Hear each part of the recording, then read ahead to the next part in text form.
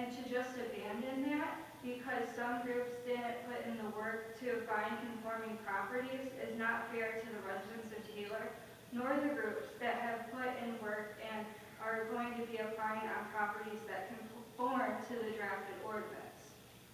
And to answer your question, I've been doing this zoning, looking at the zoning map, and I've identified 3 parcels that do conform to the buffers.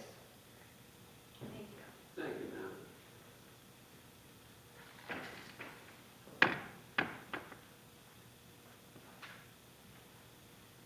Evening, folks. Marty Molino. I have property at 16725 Rockville Road. And I just want to backtrack a little bit on what's been discussed here.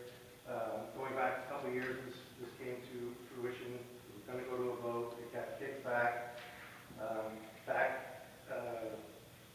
Before summer, they said they wanted, the council said that they couldn't make a determination on it. They wanted to go back to the public for signatures to put it on the ballot. Those signatures were acquired.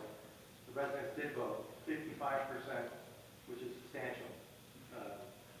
And then they came out, the council showed that they didn't want it. They couldn't make a decision on it.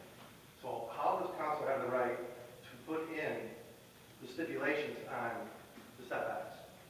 What they're saying is, yes, we want it, but we're going to limit it by putting this 2,500. Nobody has 2,500 feet.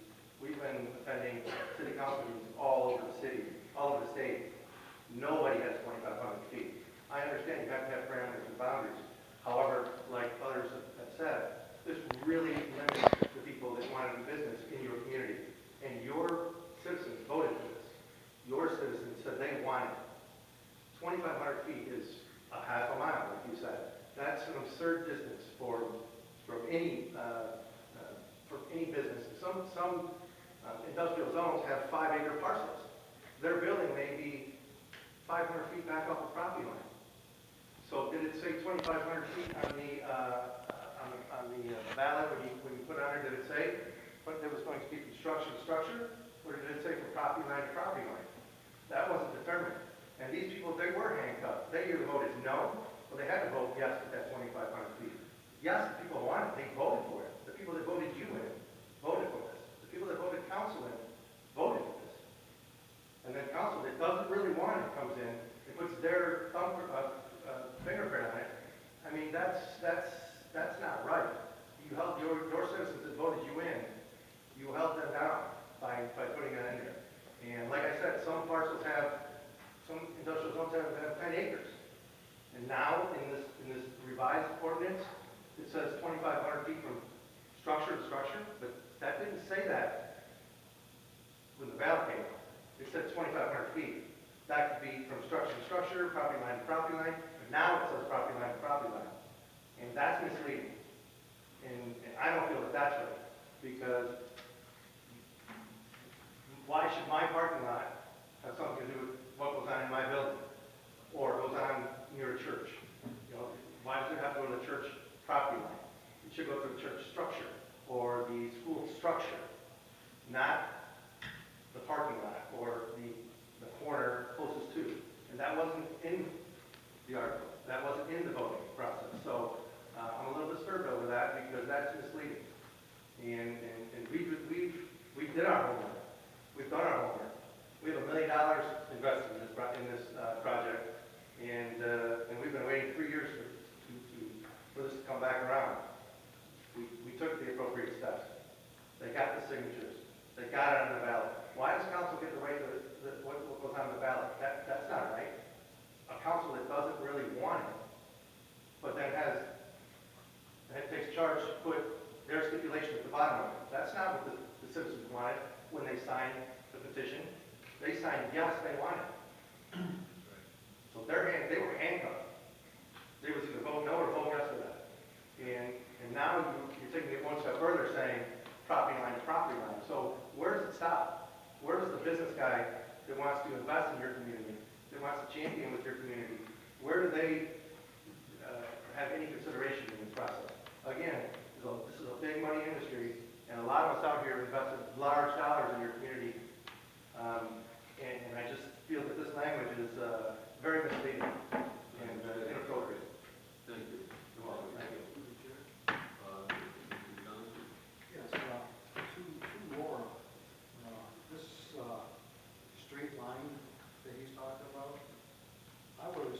it would be, instead of a straight line, we got a straight line from this parcel to this parcel, but we got I-75 in the middle.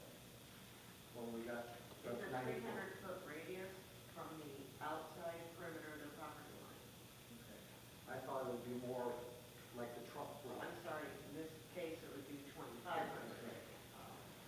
But that's how everything is measured as far as when we measure any regulated usage, anything that had to be regulated, it was a radius from the outside edge of the property line. Then also, I noticed in here that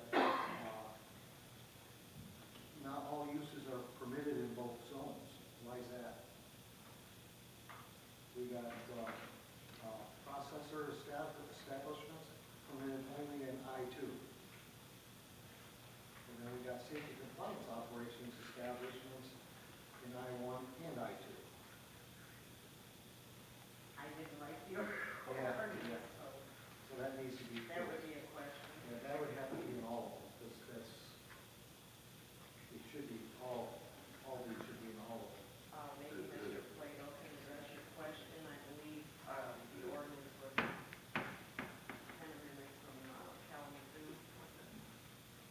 The transporting businesses and the provisioning centers were limited to heavier industrial areas.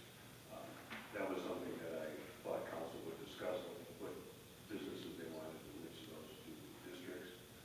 Was never really discussed, but that's the way it went forward. Okay.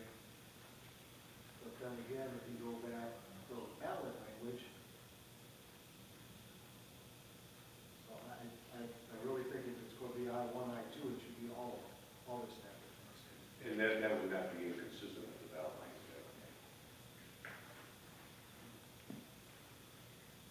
Thank you, Mr. Johnson. Ma'am?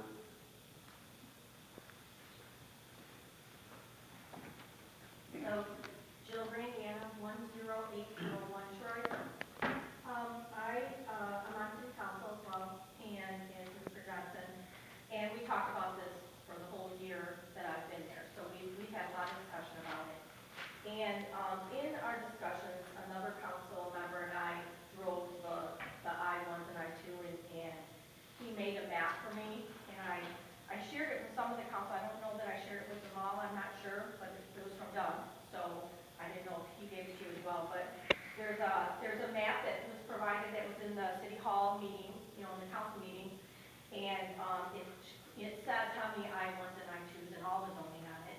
And so he and I worked out that there's 20 I-1 and I-2 locations with 9 restrictions that would comply.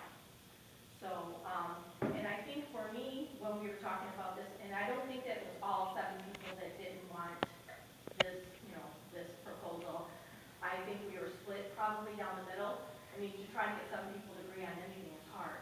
But we talked about it a lot, and I think that we wanted to try it. So I think that's why we went with the zoning method and tried to limit it that way to see how it went. And so that's how we came to, in my opinion, that's how we came to this formula. As far as the ordinance, we still have time to talk about it for any changes or additions to it. And we